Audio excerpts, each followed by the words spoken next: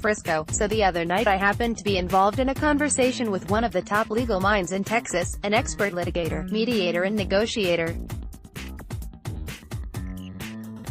And he makes the point, not at all specifically about the Dallas Cowboys and their self-described impasse in contract talked with franchise-tagged defensive end DeMarcus Lawrence, for the value of a useful technique in breaking up a negotiating logjam. Concede something to the other side, he says, that you know you are eventually going to give into. Anyway, go on.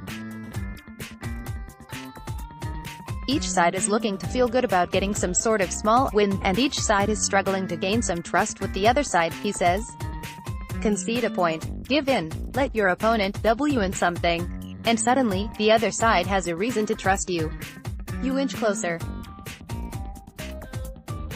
And the opponent starts to feel he can give something back too, which takes us to the Tank negotiations, which had some momentum back at the scouting combine in Indy. I'm telling you, Jerry and Stephen Jones really thought they were onto something there, but has since hit the skids, with agent David Cantor's contract demands for his client spilling all over Twitter, demands seemingly growing larger by the day, all of it capped by Jerry referring to a Lawrence who is delaying his shoulder surgery as depreciating. That is Jerry's way of removing one of the few cards Lawrence can play here, his threat to not get surgery and to therefore, in theory, show up at the July 15th deadline, sign his tag contract of $20.5 million and only then get the surgery that would cut months off of his 2019 productivity. Said Jerry, "We're all aware, this is a contract to play football and the first year is a big one. At the kinds of dollars we're talking about, it's just a given that you'd get the full year, top physical condition, that's what you're getting. If you don't get that, it depreciates what you're doing. It works both ways." Jones' approach here is shrewd. He took Tank's threat, Tank's weapon, and used it against Tank. Jerry's essential message here is, the more you delay the surgery, the less we'll pay. And if you having undergone surgery in the proper time frame, maybe we'll rescind the tag at the last minute, taking back our $20.5 million and leaving you unemployed. With the likelihood that no team is going to pay top dollar for a player who would enter the season unready to play, so what if Tank takes the weapon back? Only instead of using it as a method of destruction, he uses it as an olive branch toward peace. Lawrence's side has made noises about him wishing to get paid like Chicago pass rusher Khalil Mack, who averages $23.5 million a season.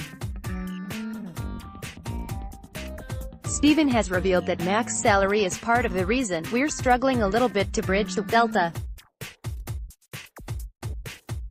Where the rest of the edge rushers and pressure players have been paid up to this point, there remain great devil in the details, including, of course, the right number of guaranteed money. But indications are Dallas has bumped its offer up to $20 million annually. That might not be right, either, but I think most observers would agree it's not unfair. We have some conviction of the range he should be in terms of his compensation, and I'm sure they have some conviction of what they're asking for, Stephen said. I'm not being critical, but therein lies the root of the negotiations. Indeed, outside of Jerry's depreciation remark, Dallas has tried to be gentlemanly in public here, so much so that the Cowboys have actually conned many media members into writing that the recent acquisition of Robert Quinn has nothing to do with Tank. In fact, of course, the two players are inextricably intertwined, hopefully as teammates. But if not, hey, the Cowboys needed a pass rusher. Now they might have two. But for sure, they have one. It's a negotiation, Stephen said, promising to keep chopping wood. Part of chopping wood is continued inching concessions from both sides. It just has to be so. But while Agent Cantor insists there is no bad blood between the organization, he's either fibbing or naive here. By the way, there is one negotiating method that might chop the wood faster, that might turn the inches into yards, that might cause each opposing side to realize that ultimately it is best for all to find a base of trust. That method calls for DeMarcus Lawrence, of his own volition, to undergo his shoulder surgery immediately. It'd be best for the Cowboys that he do so, causing them to feel justified in paying him. It'd be best for Tank to do so, because it's inevitable, anyway. and it'd be best for contract talks if he do so, because in the world of litigation, mediation and negotiation, such an action can morph conflict into trust, and morph weapons into olive branches.